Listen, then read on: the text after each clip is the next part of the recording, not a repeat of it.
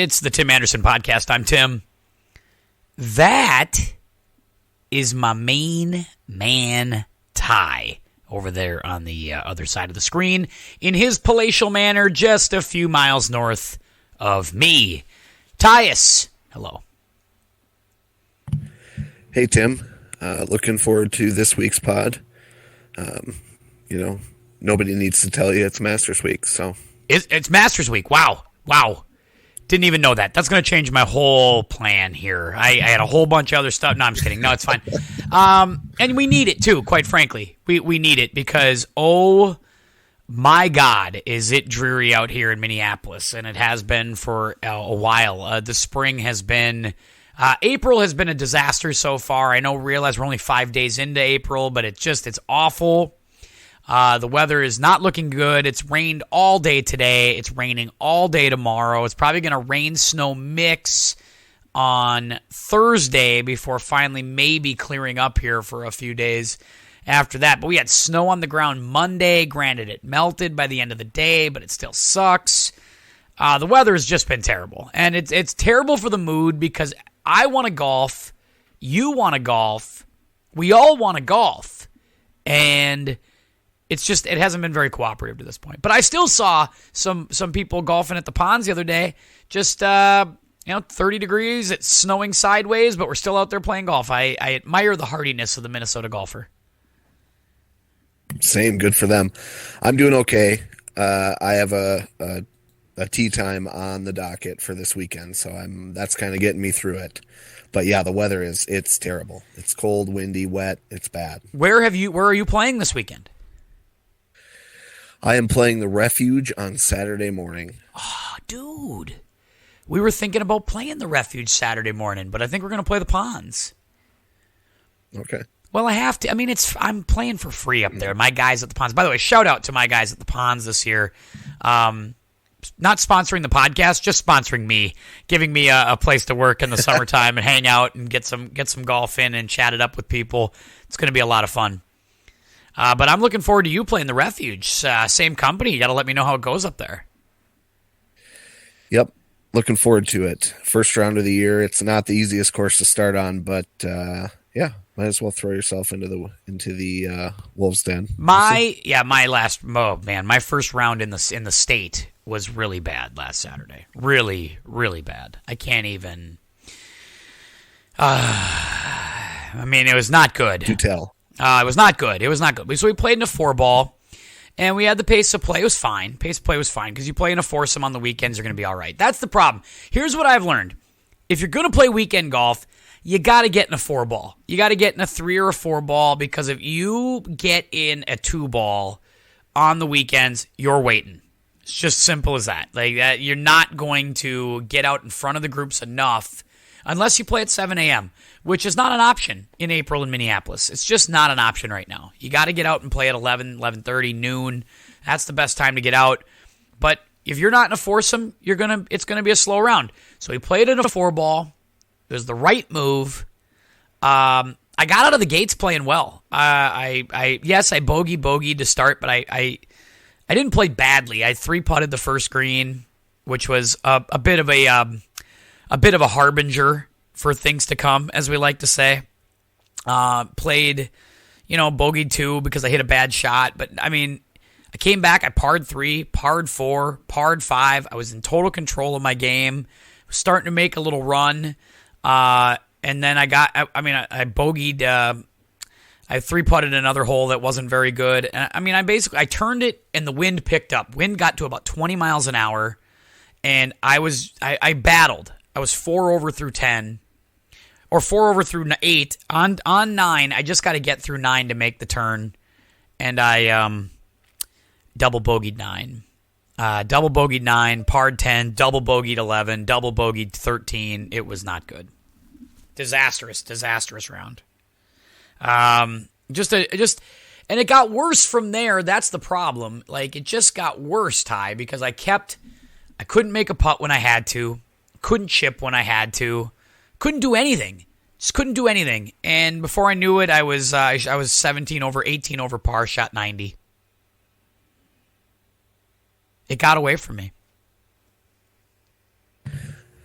I know you hit a lot of balls during the winter, so you want to get out of the gates fast.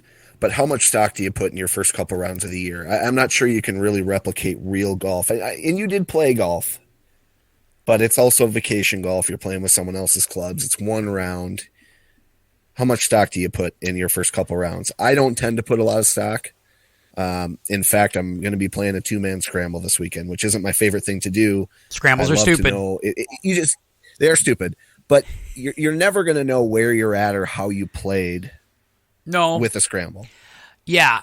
But I'm okay with that in my first round because I'm just getting out and trying to hit the ball a couple times, see the ball fly. See, there are things that I take some things out of it, right? Like I think I hit the irons pretty well, but I'm still missing both ways. I've got a right miss and a left miss, and that's driving me crazy. The chipping was nothing short of atrocious, and I understand that that's not always going to be perfect, but I mean, it was terrible. And the putting was... it was terrible, Ty. Terrible. 36 putts. 36 putts. That is terrible. I can't even begin to talk about how terrible that is. It just means I couldn't get it up and down, like just never, and couldn't make a putt when I had to, and everything was an adventure. That's very frustrating. Yeah, if you're hitting every green in regulation, 36 putts is probably going to be fine. But if you're not hitting your iron shots well, 36 really isn't going to get you there. I had 8 greens in reg. I had 8 greens in reg, but I 3-putted 2 of those. So, I mean, just it was just one of them days, man, where the things just didn't feel good around the greens. We're going to need some time on the greens to get it back and put it together. And we're looking. It wasn't good. It wasn't good. So we're kind of back to the drawing board a bit on some of that stuff. So it is what it is. But I'm excited for you to play your first round of the year. Very excited. Yeah, me too. We'll report back next week. And you need it because we are locked in for Sand Valley in 3 weeks. 3 weeks' time, Tyus, you and I, Sand Valley. Or 4 weeks, roughly, maybe. We sure are. So we are on the books for that, and hotels booked, prepaid. Wow. Saved $15 to prepay it, so we are good to go. Let's go, my friend. The round's already paid for. We're walking. Now the question is, are we renting the push cart, or are we bringing our own push carts? I don't have a push cart, so you might have to dial up John for me if we're going to be bringing our own. Nah, he's got a shitty push cart. Maybe we should just rent. It's $10 to rent a push cart. I don't mind. We can do it. Yeah. If that's what you want to do, fun. I'm fine with it. Totally. All right, that's what we're doing. I'm looking forward to it. Oh, I can't wait. By the way, I saw something pink in that glass, so I have to ask. What's in the glass, Ty? So, I'm glad you asked him. So, this cocktail is called Azalea. Aha. How nice is that? Look at that.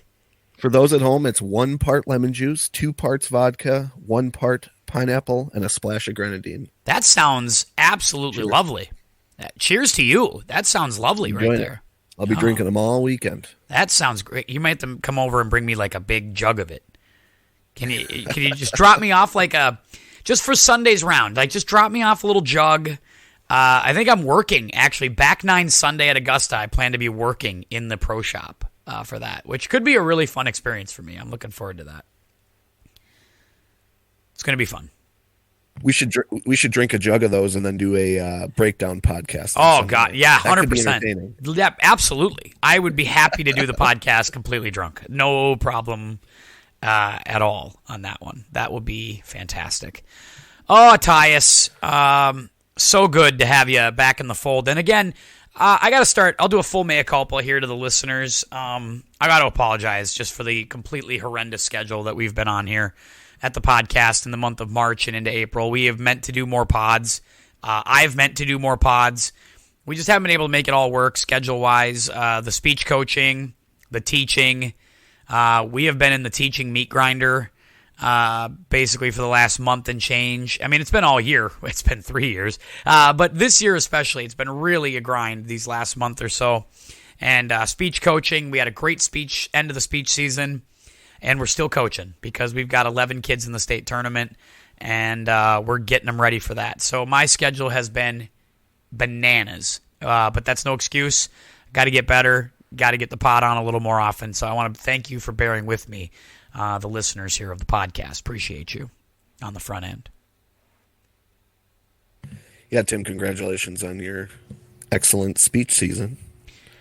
And well-deserved. Thank you. So, yeah, speech coaching. Yeah, Coach of the Year. Got a little lucky there in Section 5 AA. Very nice of them to think of me as a half-decent speech coach. I do appreciate it. Some fair country coaching this year from the coaching staff. Very happy about it. But people aren't here to listen to speech coach talk. Although I should just do a speech pod one day just to educate the listeners, get people in on speech. We'll see how that goes. But we're here to talk golf. Masters, weekend, tie. This really is sort of the unofficial start to the golf season. Is it not? I don't even know that you could say that it's unofficial. I would say it's very official. And I want to get this on record. I'm pledging my allegiance to the Masters tournament. It's one of the highlights of my entire year. Your fealty, if you will, as John Rahm would call it. You're pledging your fealty to the to the Masters. I just want people to remember this in case U.S. Open week I get carried away and try to say that's my favorite. It's not. There's just something special about this week that I don't even know that I can put it into words. It's just the whole package. It's the broadcast. It's the lead up. It's the sights. It's the sounds. It's everything they put into this tournament. And I think a huge part of it is the way the players treat this tournament. They treat it unlike any other week. Unless you're a European golfer, the Open might be that tournament, but still those European guys, Asian guys, South American guys, they still think of the Masters as the premier golf tournament, premier sporting event of the year. So that makes it easy to tune in and get excited for. So like I said, I'm pumped. I'll be watching pretty much every shot this weekend. It'll be on in the classroom. I've already kind of told the kids that it's going to be on in the background. It's going to be on the screen. We're doing our work. We're not changing anything, but we will have the Masters on the projector all week this week, Thursday and Friday at school. What are the rules there? What's your department head going to say about that? I've been doing it for the last handful of years, and I would much rather ask for forgiveness than permission. So we would we're just going that route with it. And look, it's not changing what we're doing. We're still doing work. It just so happens that we're doing work with the Masters on in the background. I don't think that's a bad... Listen, is that a crime? I don't think that's a crime. No, it's not a crime. Thank you. If you've been getting away with it for a while, it's probably okay. Well, I damn sure ain't the only one doing it, so I don't want to hear it. Like I bet you if we go around to some of them gym classes, if we go around to some of them other departments where they don't do anything, I guarantee you the Masters is on. Guaranteed. Right. Yeah, I remember actually watching golf in my gym teacher's office, so... What always interests me is how interested the kids are when it's on. Like, they do their work, but I know they get distracted. It's cool to see them look up, and even, like, my girls in the class, everybody looks up and they're, like, interested in the Masters, like, when it's on. That's what's fascinating about this tournament more than the others. Like, I think what you're saying is right. There's something about this tournament, and maybe it's because it's the same course every year.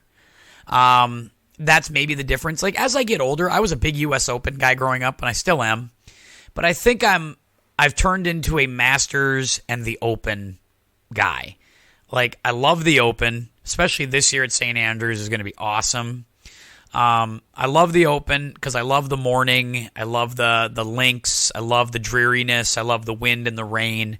Love that stuff. And I love the green and the sun of Augusta. Like, I think it's a wonderful juxtaposition, and I'm in. I'm just in on that. I'm all about Augusta in recent years, especially. I appreciate because maybe part of it is this, and I don't want to make this like a big societal thing here because I know that's what you and I can wax poetic about all that stuff. But I feel like there are very few things as a culture we sort of hold on to traditionally. And everybody wants to rip apart traditions and rip apart things that, used to mean something in this country. They want to rip it apart, try something new, do something different. And in some cases, I think that's absolutely great, right? Like, we should do something new. We should do something different. But there are some things that I think are good to hang on to. Like, they're kind of nice. And Augusta's just the Masters is one of those things. Now, I get it. Augusta's not clean. There's issues with Augusta. There's issues with all of that stuff. I understand all that. I really do. But as far as the tournament itself, I'm just kind of glad that the Champions Dinner, the par 3 contest, the course itself hasn't changed much. And I'm okay with that. Well said, Tim. And look no further than the sport of baseball in the United States of America. There couldn't be anything more traditional than the sport of baseball. And I don't think it's unfair to say that kids are deciding to do other things and play baseball. My 6-year-old has already said he doesn't want to play baseball this year. More kids are playing lacrosse. People don't want to go to the 4-hour ball games. Things like that are being torn down, but I know that everyone I know, golf fan or not, is going to be tuned into the Masters on Sunday. That's just traditionally what we do. 100%. This year will be no different. I completely agree, and I look forward to. I look forward to back 9 Sunday, and I think it's because we know the course, right? And especially in recent years, now that Augusta has sort of opened it up and let us see all 18 holes and let us stream, like they have the best free stream of any other golf tournament. They're the best coverage just because they basically say, nope, we're going to be limited commercials. We're making sure our sponsors pay for these so we can keep our course on TV at all times. It's masters.com is one of the great ways to stream a golf tournament. Like their online stream stuff is great. It's awesome. It's just the way they have made it so accessible in recent years for viewers. They've rolled with the times when the other tournaments have struggled to do that. And you wouldn't think that about this kind of stuffy old institution, but they've been on top of things. They've been at the forefront. Right. Masters.com prior to the week starting is a great place to do research. Everything is right at your fingertips. If you're a bettor or you're preparing for a podcast, it's really easy to get on and see who's playing, how they've done in the past at Augusta, kind of all the breakdown statistics. So I've every year spend a lot of time on masters.com, and that won't change on Thursday. I think right about now the players are going to be chomping on some Japanese strawberry shortcake. Did you look at the menu? Champions Dinner menu? Looks delicious, by the way. Oh, I'm not beautiful. I don't know if I've had a lot of black cod in my day, but the Wagyu ribeye looks absolutely fantastic, and Japanese strawberry shortcake sounds absolutely delightful. Definitely. Are you fascinated by the dinner menu every year? I am. Oh, absolutely. I am always curious. I was just waiting for it to come out this morning. Yep, absolutely. Fascinated by the dinner menu. Yep, especially when someone non-traditional wins, right? So first winner from Japan. So we had no idea what the menu was gonna be. Would have loved it if because everybody was sitting there going, well, it's going to be sushi all year because everybody likes to, culturally culturally stereotyping's okay sometimes when you feel like doing it when you're on the good side apparently. But I would have loved it if Matsuyama's like, hey, don't box me into Japanese food. Screw that. We're having spaghetti. Like, fried chicken. We're having something completely different. We're going the other way entirely. We're eating tacos. I would have loved it if you just said, we're having shepherd's pie. We're having shepherd's pie tonight in haggis. Oh, my God, how good would that have been? Yeah. I mean, looking at this menu, I don't know a ton about Japanese cuisine, but he took it pretty easy on the players here. I'm sure there's things that would have been much more traditional that he could have thrown out there to really have immersed these guys in Japanese cuisine. For those who don't know, the champion puts on a dinner on Tuesday night, the previous year's champion, and the other champions and members of Augusta can dine with the champion, and they get to choose the menu. So the main course, as you kind of alluded to, is a Wagyu Miyazaki A5 ribeye. It's my absolute favorite. And Tim, you too can dine like the Masters champions. Jay Morton's and Hugo or Edina sells Miyazaki A5 ribeye only $250 a pound. That's it.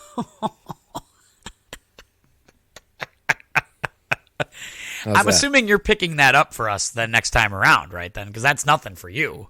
Drop in the bucket. You can business expense that, and we'll get there. Let me ask you this, though. This is a good question, and I think before we get into all the Masters preview talk, which we will, by the way. I know we're 20 minutes into this pod. We haven't even talked about the big elephant in the room. We're totally burying the lead on the giant 800-pound elephant that is in the room. If you ever won the Masters, what are you serving?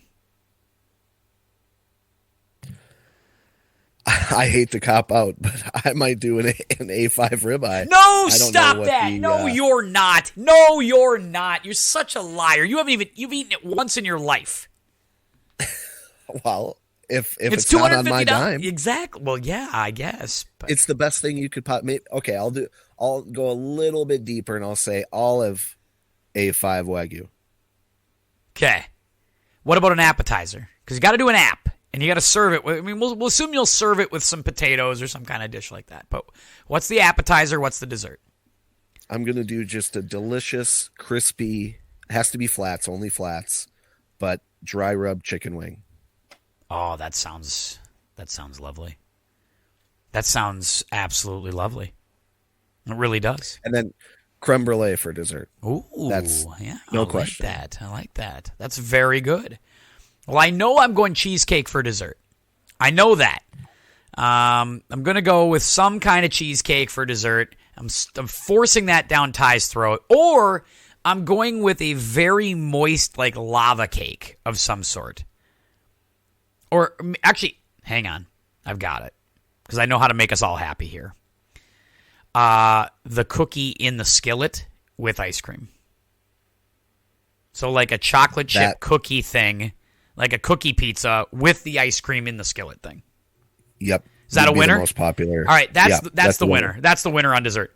Appetizer, I think we go kind of state fairish here. We go fried. I'm gonna go cheese curds, and I think I go like. You got to do something different. You got to mix it up. I think I go cheese curds, and then I think I go with some sort of. I got to do something on a stick. Something. Maybe you got to do some kind of corn dog or something. Pronto pup, if you will, on a stick for appetizers. Something like that. Okay, so pronto pup. Yep. What was your main? Main course, I got to go with. Or actually, here's the problem. Would my mother's taco salad be main course, or do I got to make the taco salad the appetizer and think of a new main course? There's kind of a first main course. That's your black cod. Okay. Your mother's taco salad. So I think I'm going to go with my mom's taco salad. I'm going to be like, Mom's going to... Are you going to make it, or is it just her recipe? I don't know if Mom's going to make it, but I'll have Mom go down there and instruct that chef precisely what needs to go in there. And it needs to match it's got to pass my mother's standards and mine before I will serve it out. I'll be like, I don't care how many James Beard Awards you got back here, pal. If that thing doesn't taste good, it's not going out. Don't care how many Michelin stars you have? Yeah, I don't give a rat's ass about your Michelin stars. You're going to be selling Michelin tires if that thing doesn't taste the way I want it to taste. You understand? Ain't got time for this bullshit. Anyway, then I got to think. Yeah, you're right. I got to think of a second dish. This is good. Now, this is legitimately tough. You know what? I think I got to go with I'm going to go traditional here. I'm going to go cheeseburger. I got to go cheeseburger. Cheeseburger fries. Going to keep it simple here. Can you see Jack Nicklaus and Gary Player? Gary Player trying to do his 900 sit-ups. Yeah, listen here, Gary. You're going to choke down all this fried shit. What do you think of that? Go do your 900 sit-ups afterwards. And he would. And he would. And he'd lecture me about, you got to have the fresh vegetable. You can kiss my ass, Gary Player. Kiss my ass. Anyway, that's what we're doing. Love it. I think Tiger, actually, when he won the Masters in 97, went with the full cheeseburger fries and milkshakes. It's your dinner, no matter who you are, but if you're Tiger, you really have the full... Oh, yeah. Yeah. Yeah, you can do whatever you. Nobody's gonna say nothing. Tiger be like, I won by how many shots last year? Eat your damn cheeseburger. That's what I would say. Anyway, should we talk about the actual golf tournament now? I think that's a good idea. We are 25 minutes in. We haven't talked about the golf tournament. Here we go. Talking about the golf tournament. First, we got to do the big headline. We know, it's clearly a bigger deal that Tiger is playing, but is it a close second that Phil's not playing? Are those the two headlines really when we look at this? Tiger's playing, that's the gigantic headline. Little headline, Phil not playing. I don't know. This is just my opinion. I don't think the average person cares that Phil's not there. I don't think it takes a whole lot away from the tournament. No, I don't think it takes a lot. I don't think it takes a lot away. It takes something away. He's not at the champions dinner. He's not taking part in the golf course at all. Like, he's nowhere to be found. It's a little weird. It's a little weird that he's not playing the turn. That he didn't go. That he's not at the champions dinner. That he's not doing any of that stuff. According to Bryson, he's gone radio silent. He is radio silent. He's not talking to anybody. Unless it's maybe he's talking to Greg Norman. Might be all I know he's talking to. Right. But here's the Jason thing. Kokrak. Like, even Tiger, when he wasn't playing the tournament, I mean, he didn't go last year, obviously, because Tiger was barely alive. In a hospital bed. Yeah, but there have been years where Tiger couldn't play, but showed up and quietly did the champions dinner and went home. Like, there are a lot of guys who do that.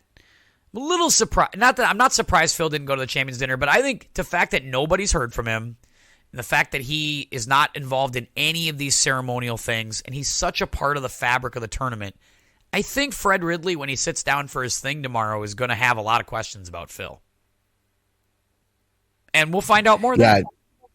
I've changed my opinion slightly. I think there's absolutely a firm suspension that we don't know about. 100%.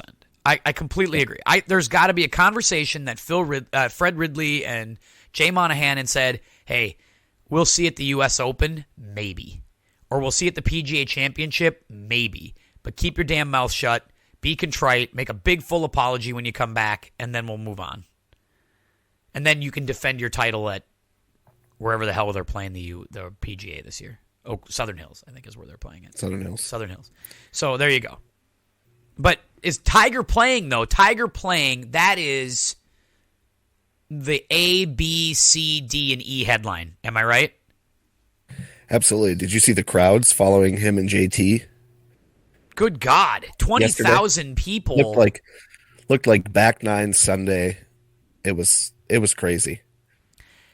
Yeah, Fred Couples talked about that today on Sirius, that he was just blown away at the number of people, and it was like final round pressure for a practice round, like for him, because he was like, kind of liked it, because it made you like really dial in, and it goes to show you just like the Tiger effect.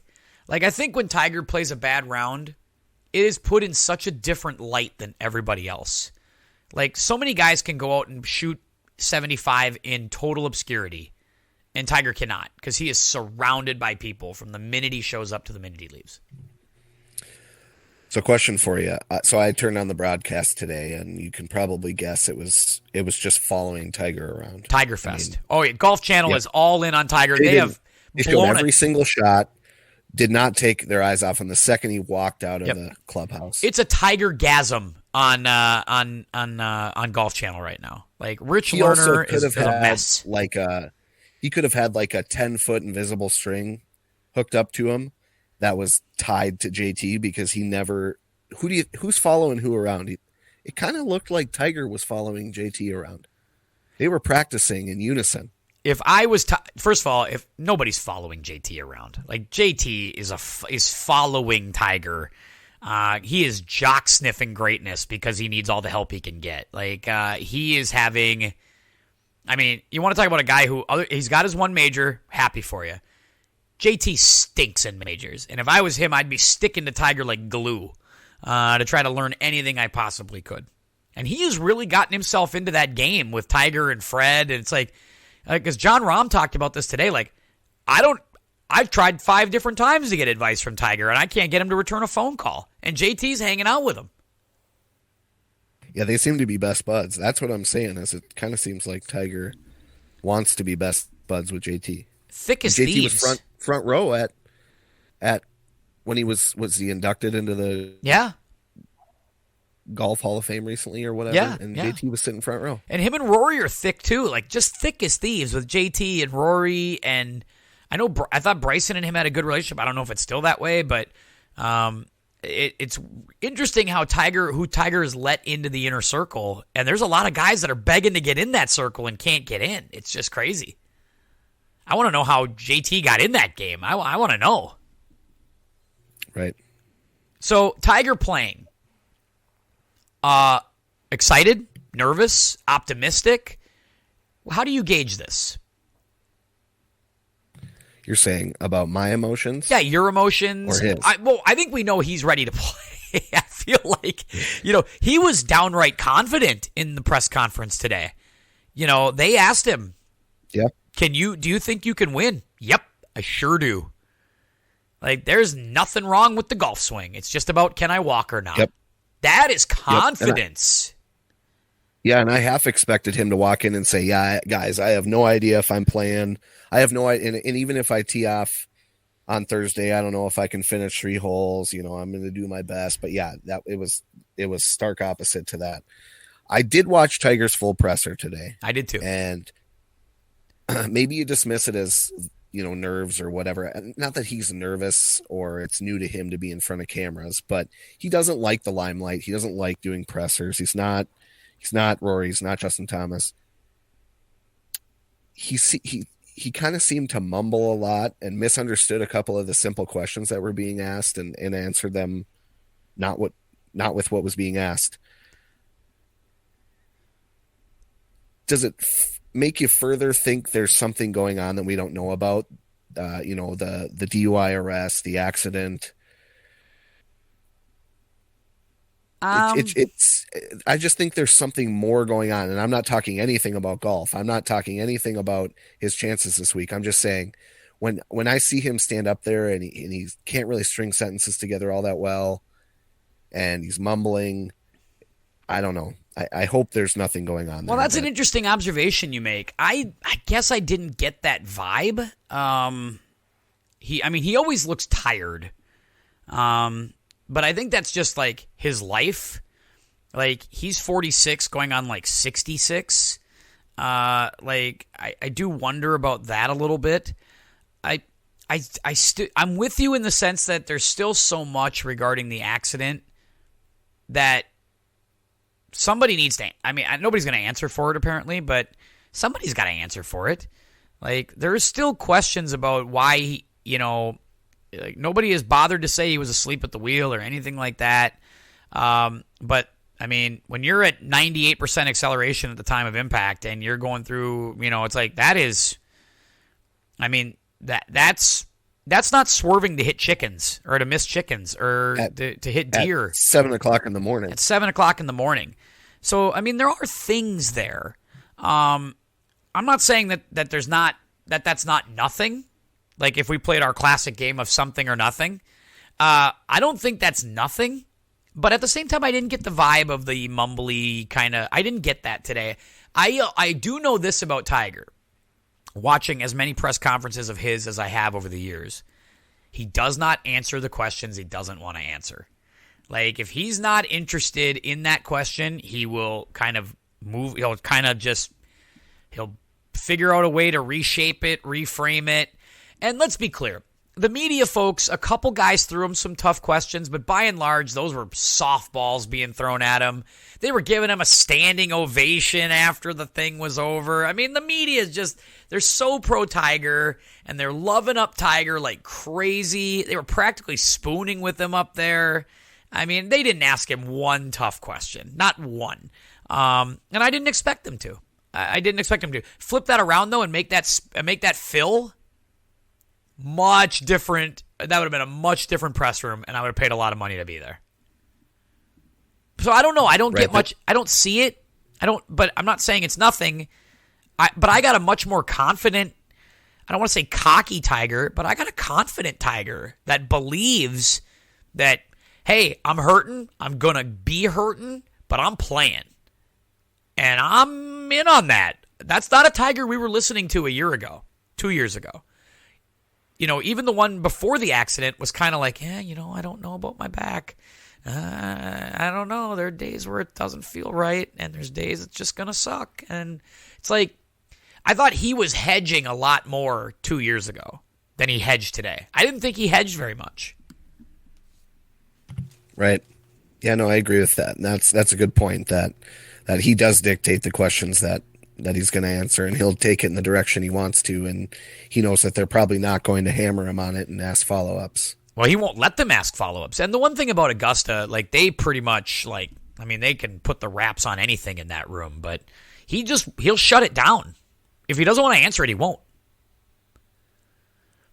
So what do you make of his chances then? He has not played a competitive round of golf. Throw out the PNC. That doesn't count. He was in a cart. It was a hit and giggle with his son. I'm talking, he hasn't played a competitive round of golf since the November Masters of 2020. And he wasn't good that day. What do you expect? So this is a little bit different than the question you asked, but I'm gonna gauge his. Oh, you're doing a Tiger right now. Look at you reshape the question and take it any way you want. Well, I'll circle back to it. All right, so I'm gonna gauge his success this week based off of whether or not he makes the cut. So as far as making the cut, I think he will, but I don't think he'll be in contention on Sunday. I'm not saying it's impossible. Okay. But if I had to bet money, I would say he'll probably make the cut and falter a little bit, just maybe from a stamina standpoint. Okay, so something like a T30, T40, somewhere in that ballpark. And I think that would be a smashing success. I'd be very excited about that. I agree. Making the cut would be a success. I don't think, if he's in the top 20, I think it's heroic. If he's in the top 10, it's one of the greatest stories in the history of the Masters. If he wins, it's the greatest story in the history of sports. That's how you gauge it. I agree. I think it would be a smash, and he can make the cut. He can make the cut. There are a lot of tomato cans at the Masters every year. There's just a ton of guys he doesn't have to worry about. He can beat a lot of these dudes. I'll name you a few of them just to keep your mind in it. Larry Mize, Sandy Lyle, Laird Shepard, Jose Maria Olazabal, Mike Weir, amateur Austin Greaser, Vijay Singh, Fred Couples, Stuart Hagestad, James Pyatt, Bernhard Langer, Guido Migliocci, Harry Higgs, who freaking sucks. Harry Higgs sucks. I don't even know how he got in this tournament. He sucks. Did you see him at Valero last week? Sucks. Stop complaining and play golf. Anyway. Yeah, he's terrible. He can beat I don't all know those Matthew guys. Wolff is in the tournament. He can beat all of those guys. He can beat all of those guys right now. Yeah. So I'm saying there's a lot of tomato cans in the tournament that I think he can just beat. Now, like I said, I don't know if he can win, but if he's going to be competitive in a tournament, I think this is one he can be. Totally agree. So we like Tiger. We're going to be watching that. He is the A story. After that, what's the B story? What are you interested in besides Tiger? Because obviously Tiger takes over. He is the needle. He is one of one. He's the alpha male of golf. Who's the next thing? So I think you could easily say that Jordan Spieth is the B story nationally, but my B story is going to be Cameron Smith. And newsflash, Cameron Smith will be your 2022 Masters champion. You did call that. Don the green You predicted that in Butler Cabin with the mustache and the mullet. And they're not going to like it, but he's going to look good doing it. He's going to be serving a bunch of stuff. He's going to be serving a bunch of blooming onions and stuff like that next year at the Champions Dinner. It's going to be basically the Outback Steakhouse menu. It's going to be fantastic. I can't wait for that. Maybe he'll finally feel like he can ditch the mullet and the mustache. Not that I don't like it, but you win a major, a Masters, and you kind of don't have to do that silly stuff. Cam Smith is a guy to watch. Like, I think he's a big-time player. He's going to be a tough out in this tournament. I'm with you. Yeah, he's played well here. This is just his type of golf. And I honestly think beyond that, like getting away from horses for courses, I just think he's maybe the best golfer in the world right now. I'm going to run through some odds with you. Oh, go ahead. I'm sorry. Nope, go ahead. I want to run through the odds on favorites here. I'm not going to go through all of them. But I want to hear your thoughts about just kind of where some of these guys are. And this is according to, these odds are as of 6 hours ago. And I believe they're according to, where are they according to? I'm trying to get my official numbers here. I think this is according to one of the, maybe the sports bet or something like that. So here we go. Odds on favorite heading into Thursday as of 6 hours ago, Jon Rahm plus 1,000. 10-1. I'm not sure I love Jon Rahm right now. I'm not sure I do either. His putting is atrocious. He's obviously going to always be in the mix, right? He's not going to go out there and shoot 78, miss the cut. Like, that's just not going to happen. But he's going to be around, but I feel like right now he's like freaking Ed Harris and Glenn Ross. Like, he can't close. Like, he's not a closer. And he's the opposite of Goose Gossage right now. He can't close. And Dennis Eckersley, he's the opposite. He's freaking Matt Capps. Can he do this? Can Jon Rahm be a factor or no? Fantastic analogy. He can. I just don't think he will. Same thing with Tiger. He can win, but I'm certainly not going to put my money on that.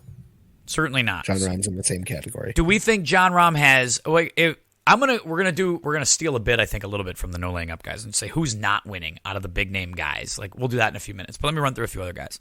JT is plus 1,400, so 14-1 odds. JT, do you like him? No. Maybe we should just do that. Little up or down here. Are you in or out on JT? I'm out on JT this week.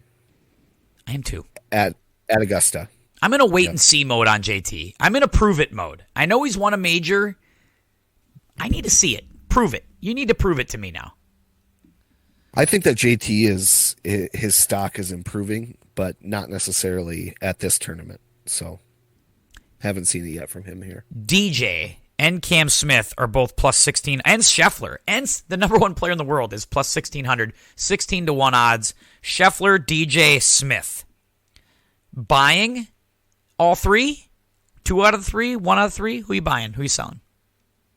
I'm buying all three of those guys. Me too. Yeah, love all three. And I kind of saw what I needed to see out of DJ at the WGC Me too. match play. Yep. I thought he played really well. So I'm buying all three of those guys. I'd be surprised if any one of them doesn't make the cut. I would say if one of them's not going to, it's probably going to be DJ, maybe Scotty, but nobody's playing better than Scotty Scheffler right now. So it'd be hard to bet against that guy. Scotty he'd be my pick to miss the cut out of those three just because it's been kind of a whirlwind. You know, it's been a whirlwind thing for him the last 3 months. Like, he has been so hot. And he's not under the radar anymore. Like, he's the number one player in the world. Everybody knows who he is now. Crazy. Yeah, everybody knows who he is right now. He ain't fooling anybody. I wouldn't be surprised if he has a little struggle. Like, if that pressure, like that realization of, oh, geez, I'm here now. Like, this is impressive. I would worry about that a little bit. But I think he's going to play well. I'm buying all three. I think DJ is playing. I think he's peaking at the right time. DJ is going to be in this tournament on Sunday. Like that. Rory, 18 plus 1,800. I'm selling Rory. Me too. Selling Roars. I saw nothing at Texas. I saw nothing at San Antonio that gave me hope. He still, after all of these years, it's the same stuff. He can't hit a wedge to 10 feet or less. He can't do it. And we're dying here because it's like, just go out there with 10,000 golf balls and not leave until you can do it. Because that's what the great players can do. You have so many. He's got like 8. He's got 10 wedge shots around from 100 yards. He's so good off the tee, and he's so long. He has to be a better wedge player. Has to be. Because he's not a good enough putter to just make 15 and 20 footers. He's not. He needs to be inside 10 feet. Yeah, it's probably a lot easier to fix the wedge play. DJ did it. Yeah, DJ went out there and did it. DJ went from being a really average wedge player to a really good wedge player. Yep. DJ, give him credit too. DJ basically just reinvented his entire game. He went from being a draw guy to a fade guy, and he just went out there and became a good wedge player. Like he changes putters every 6 minutes. He's worse than me, but I mean he still does everything else well. All right, a couple more names. Koepka and Cantlay are plus 2,000.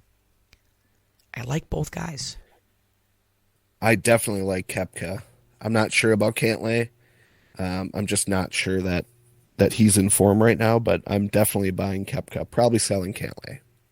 Now I want to spend a little time on this guy. Plus 2,000, Jordan Spieth. I'm nervous. First time, I'm very nervous about Jordan. Very nervous this week. I don't know if I like I don't know if I like what I'm looking at with the golf swing, right. With the pre-shot routine, the putting, the three putt from 1.5 feet on Friday. Yikes. I'm not saying I'm scared. I'm just saying I got a little bit of a puckered butthole right now when I think about Jordan. It scares me. Yeah, confidence is everything, and I don't think Jordan Spieth has one semblance of confidence. So I'm selling him. It sucks too because I love Jordan. God dang it, I love Jordan. I want Jordan to win. Yep. Yeah, if Tiger can't be in the mix in terms of TV ratings, Jordan's the next best thing for golf. And he certainly could be there. I mean, if you want to talk horses for courses, he's the definition of the horse for this course. Yes. But you have to have confidence. It's one of the hardest golf courses in the world. That pre-shot routine is, I don't know what that is, but it's not good. Like I don't like it. It's not aesthetically pleasing. It looks like a guy who's hacking on Saturdays at the local muni. I just don't like it. And it just doesn't look like him. Make it stop. Yeah, I'm with you. It's a ride I want to get off. For him though. Yeah, me too. Yeah, it's certainly something I'll be watching very closely. And I mean, I'll be following pretty much every shot of a few players, and he's one of those players. That's kind of the top end. Hovland is also plus 2,000. Morikawa's 2,000.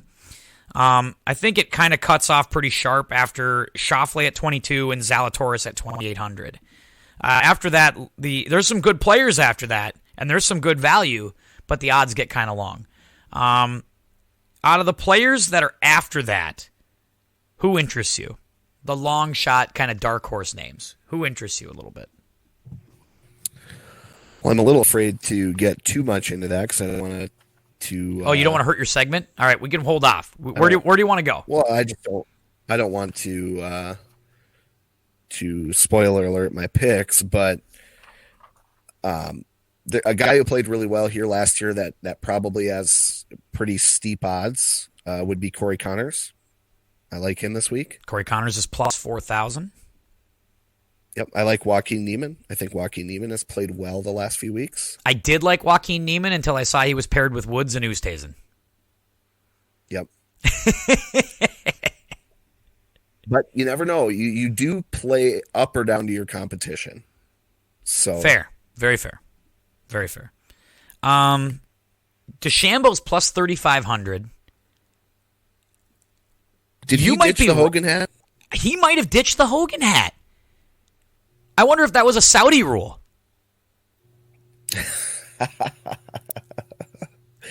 Where do you said at the beginning of the year boldly that Bryson was not going to win anything this year.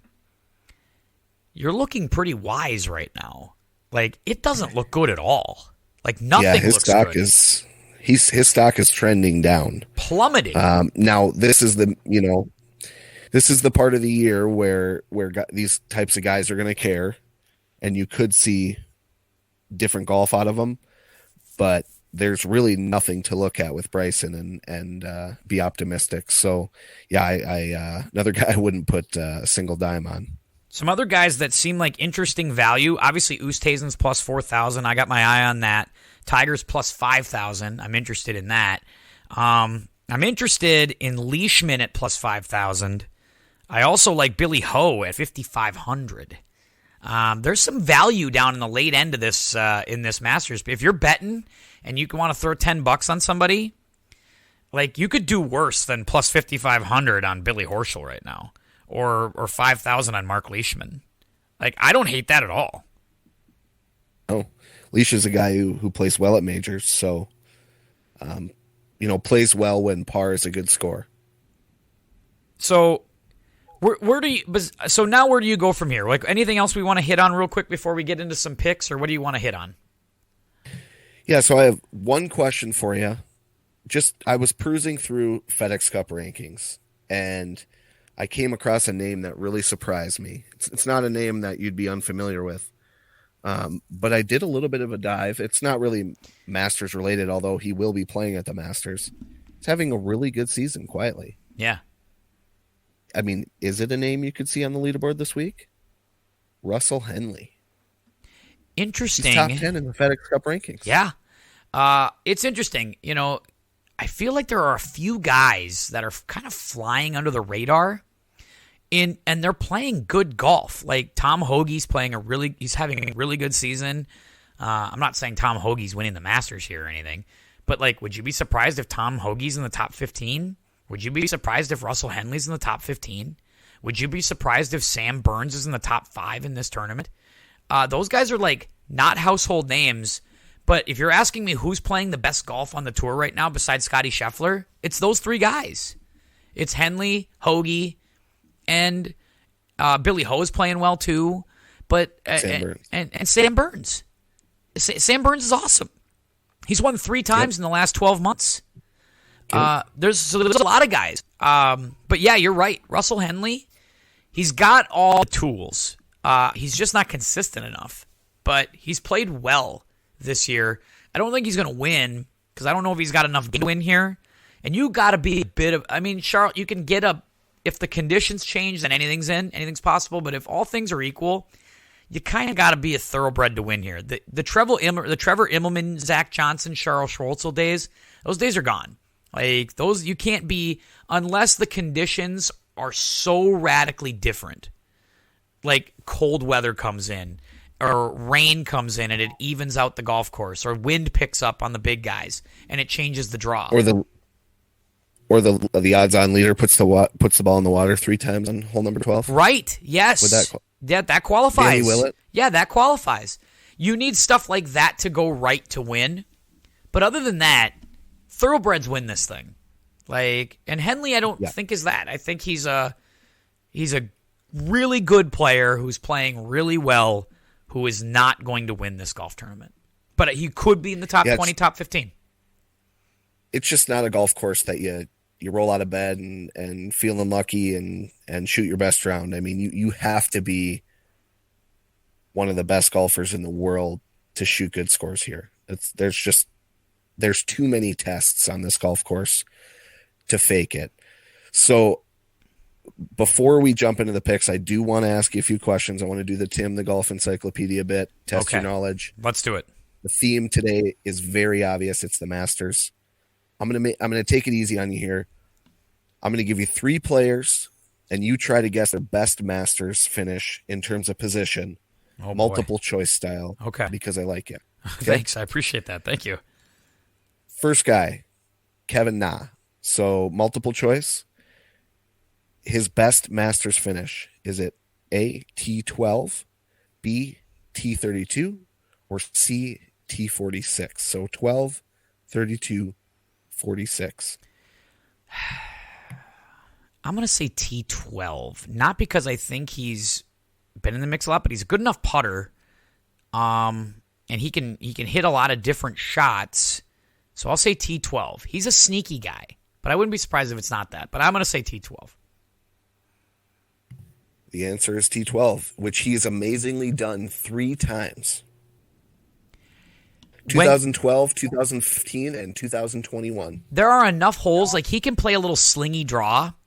And when you think of a hole like 2, that par 5 that goes down the hill, and you think 13 where you sling it around the trees and that par 5, he's got the ability to get there. Maybe not in 2 at 2, but he can get there in 2 at 13. And the way he putts, that is an eagle opportunity every time for a guy like Kevin Na. Like, that's how he stays in a golf tournament, because he can take advantage of some holes on that course that others can't. Mostly, you can be a fader and win there. Like, I think it's a good faders course on some holes, but there are holes where you absolutely have to hit a draw. And this is why guys like DJ and Rahm haven't been able to always close the deal here. DJ has won, but it was in the weird 2020 year where the ground was really soft and there wasn't rollout, and he could hit a fade. But I think there are a lot of holes that require a draw. You got to be able to hit one occasionally, and I don't know. And Nas one of those guys that can. Impressive stuff. You are the golf encyclopedia, I will say. So, your second player here, the sacrificial lamb of Whistling Straits, Padraig Harrington. Okay. Okay. So, was his best finish a solo second, T5, or solo 15? I don't think it's 15, because he was a really, really good player for a long time. When he was hot and he won those 3 majors in the span of like 2 years, I got to think he got in the top 5. I don't know if it was solo second. I'm not going to say that. I'll go T5. So the answer is T5, which he's done 2 times, 02 and 08. Hasn't even played in the Masters since 2015. 08 is when he was hot. I mean, he won, I think, the Open and the PGA around that time, 07, 08, somewhere in that ballpark where he got on a roll there. I think that's where his hottest streak was. So I'm not surprised by that. How does a guy like this, so the Masters, for those who don't know, is an invitation tournament. How does a guy like this get an invite after not, I mean, maybe he was invited all these years, but hasn't played since 2015? I think some guys get special invitations. Like, I think Ryder Cup captains get invites even in off years or whatever it is. I think the Masters have always tried to like extend invites to folks. Like, I think in those circumstances, the PGA does. I know that. So that's how you always get opportunities like this. And I think that's what the Masters is pretty good about that stuff. So I think that's why they gave it to Harrington. All right, so let's see if you can go 3 for 3 here. So we're going to go with someone you're familiar with. We're going to go with Kevin Kisner. Okay. Okay? Yep. Was his best finish T44, T21, or solo 5th?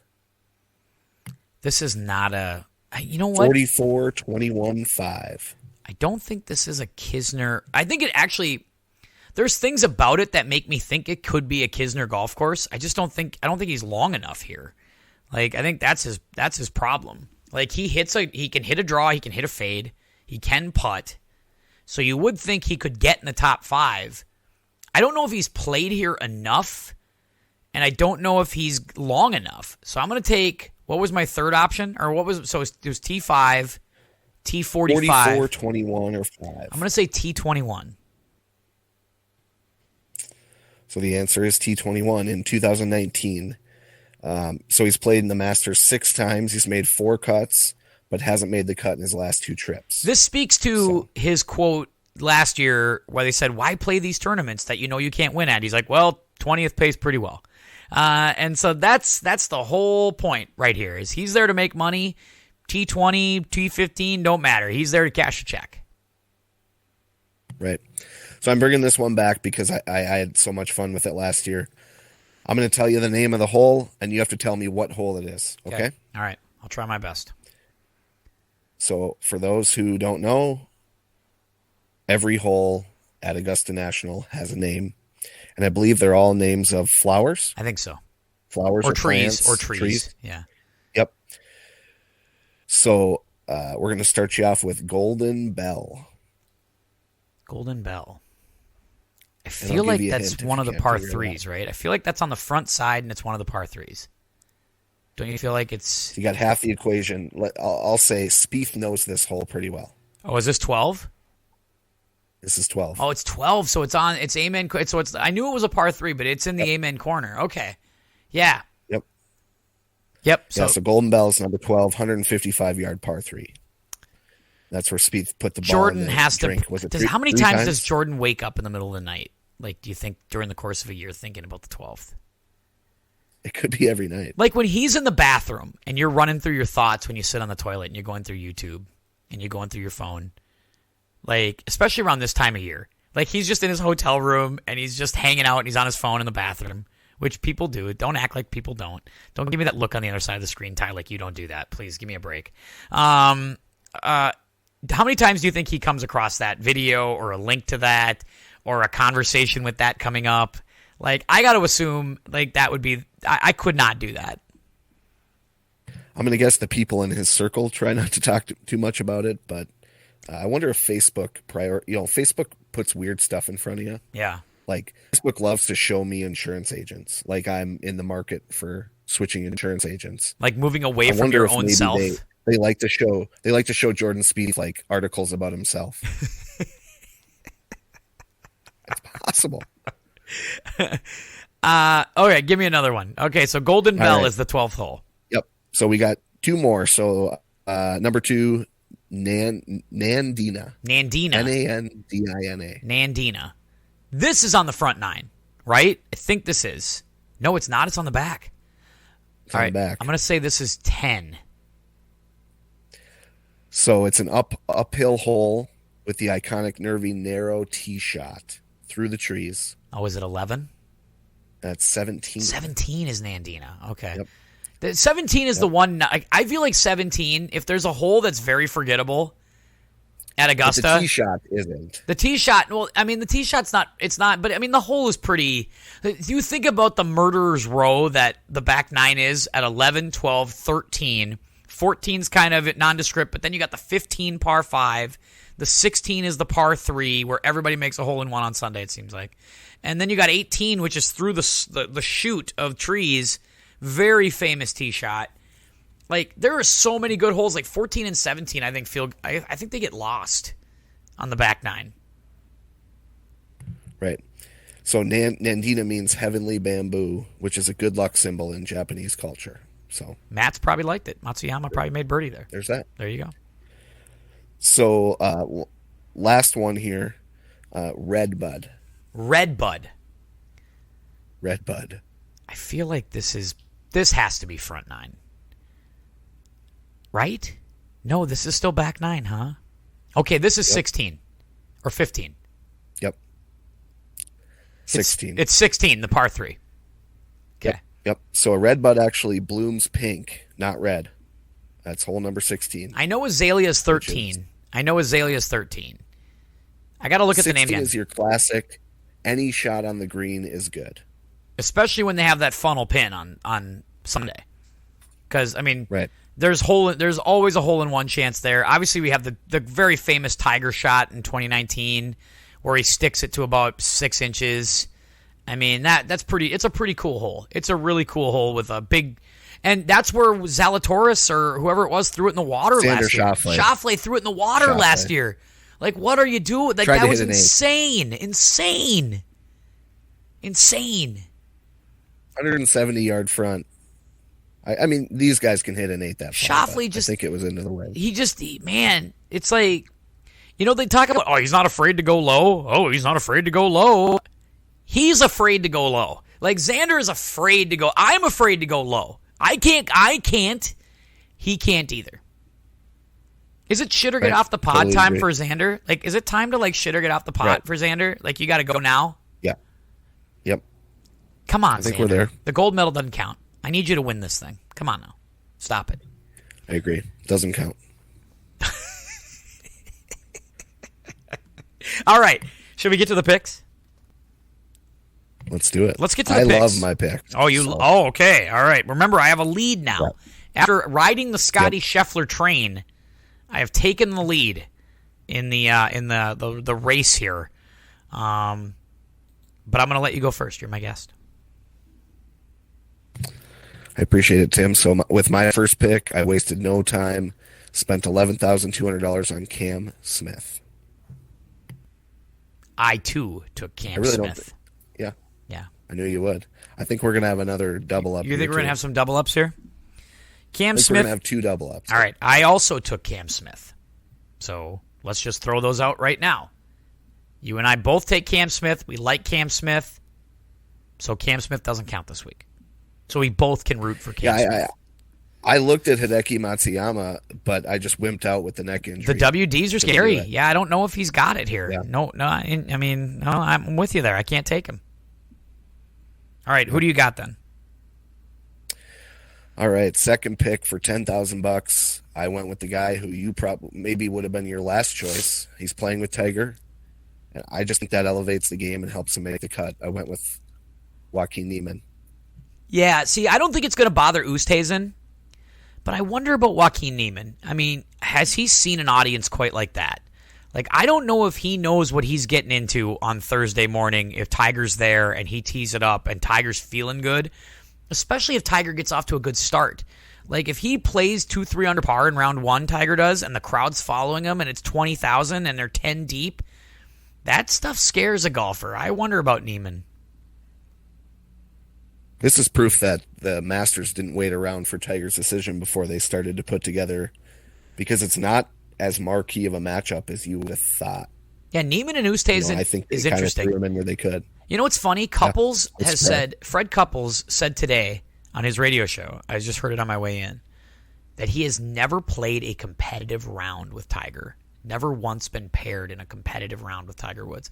For as much as they're in practice rounds together, and for as much as Augusta likes to pair dudes that make sense, how does Couples and Wood not get paired together one time competitively?